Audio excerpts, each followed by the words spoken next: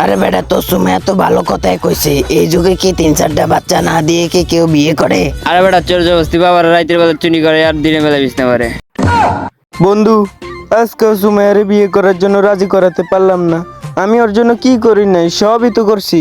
শুধু সুইসাইডই করস নাই। এ আলাপগার পো, আমি যদি এখন ওই মেয়ের জন্য জীবন দিই তাহলে আমি ওরে বিয়ে করব কিভাবে? আর যে সব মাইয়ারা পোলারা নিজের গার্লফ্রেন্ড বয়ফ্রেন্ডের জন্য জীবন দেয়, অগমত দুনিয়াতে একটাও নাই। শোন তানজিদ, আমার জানা মতো একজন চোর জবস্তি বাবা আছে। তুই তার কাছে গিয়ে সুমের কথা বল, দেখবি সে যে কোনো একটা উপায় বের করে দিবে।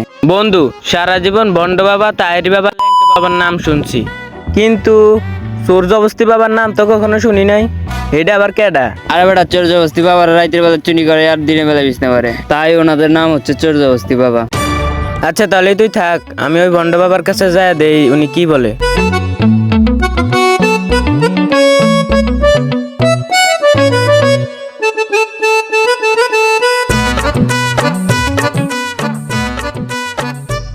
ও সোর কাকু, ঘুমাইতে আছেন নাকি? এইবার সোয়াল, তুই আমারে কি কইলি? আরে কি আজব তো, আর নাকি কানে কম শুনেন নাকি? কইছি ও সোর কাকু ঘুমাইতে আছেন নাকি? হলো বাড়া, তুই আমারে চোর কইলি কেন? আমারে কি দেখতে চোরের মতো লাগে? না, শুনলাম আমনে গো মতো চোর জবস্তি বাবারা নাকি রাতের বেলা চুরি করে।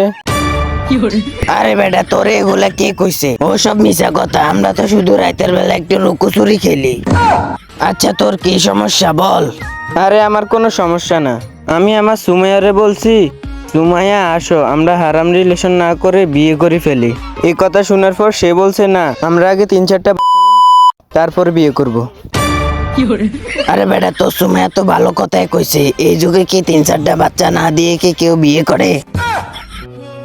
আরে মেয়ে, আপনার কাছে আইসি একটা ভালো পরামর্শ নিতে, আমরা কিভাবে হারামে না গিয়ে হালাল ভাবে থাকতে পারি ওই পরামর্শ নিতে আসছি। আপনাদের মতো খারাপ পরামর্শ দেওয়ার মানুষদের জন্য আজ যুব সমাজে তো খারাপের দিকে যাইতে আছে।